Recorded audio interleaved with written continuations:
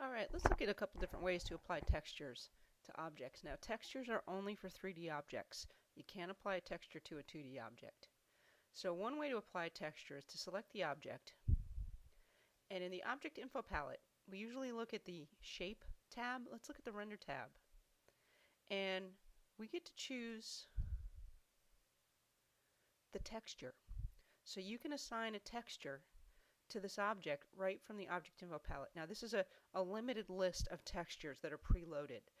So if you can find one that works for you here, great. Let's look what wood panel oak looks like. I can choose aluminum, and my part updates. And notice, I'll select my part again. Every time I choose a texture, it gets added to my resource browser.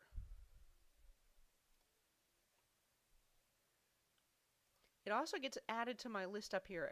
Every item above this thin gray line is one that I've used in my drawing so far. So this represents what's added to my resource browser. So I can add a texture in this manner. I'll go back to a wood texture.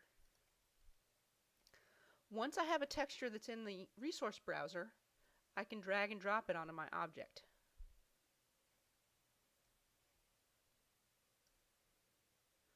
But I have to get it into the resource browser before I can use drag and drop.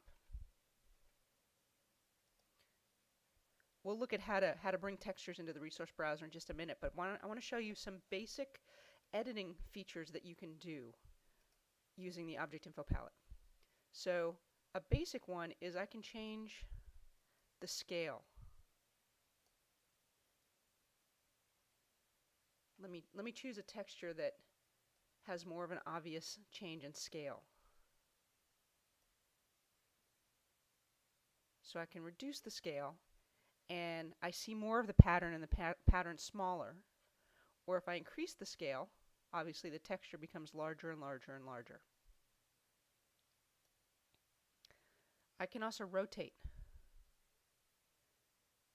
the texture so it appears in a different rotation on my part.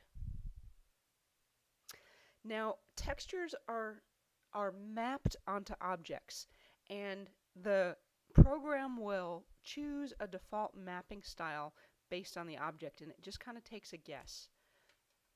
And to highlight this, I'm going to just draw a sphere. And I'm going to drag the same texture onto my sphere. And notice the mapping type is sphere. It changes the projection of the texture so it looks good around a sphere. Now I can change that. I can change it to cylinder. So if this were a cylinder, the texture is projected so that it'll look good on a cylinder. I can also choose a plane, which doesn't look so good on a sphere, but on an object that has planes,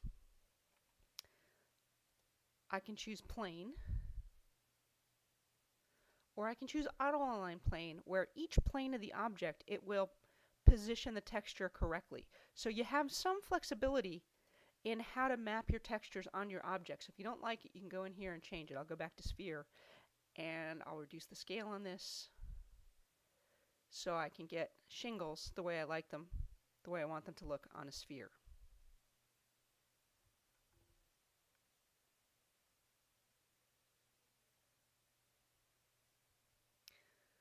So here are some basic ways to map textures onto an object. I can choose a different texture, obviously, drag and drop. My object doesn't have to be highlighted. It doesn't have to be selected. When I move my texture over an object, it will sense the 3D object and highlight it in red, so I can update it. But again, if I have a 2D object, and I drag my texture, the texture, my cursor and texture doesn't recognize it.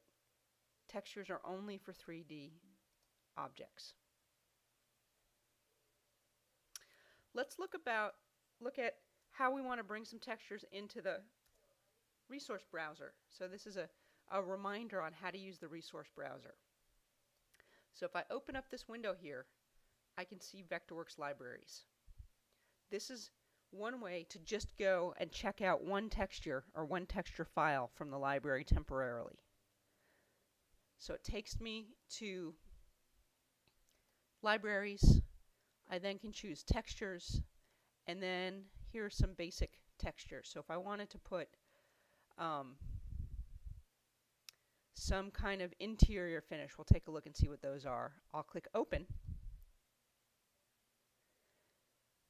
and here are the textures available to me. So if I wanted to put some carpeting, for instance, on here, I could put some carpeting on there. If I wanted to choose some other kind of texture, if we wanted to put tile, again, I don't know why you'd have a tiled sphere, but just to demonstrate.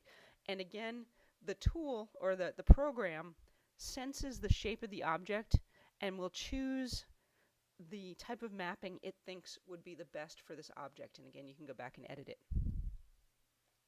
I'm going to go back to my file here and notice the textures that I've just used are added to my resource browser, but I can't go back to that file again without going all the way back to the library.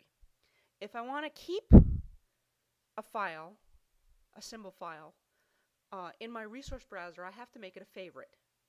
So rather than having to go back all the way to the main library, I can go to my little personal library, and I do that by creating a favorite. Again, I go to make sure I'm in my file, and I choose Add New Favorites File up here where it says Files. If I wanted to make that texture file a permanent resident in my personal library in my resource browser, I can choose Interior Finishes, click Open, and now I've added it to my resource browser. So it's still in the library. I haven't relocated the file. It's just I don't have to click around as much. I just click on it, bring up my textures. I can scroll through my textures. If I want to change a tile pattern, I can change it. I can still change my textures, but now all of these textures are available to me because I've added them to my drawing file by using them once or clicking on them once. So you can always drag and drop textures from the resource browser, or you can choose to assign them using the Object Info Palette and Render tab.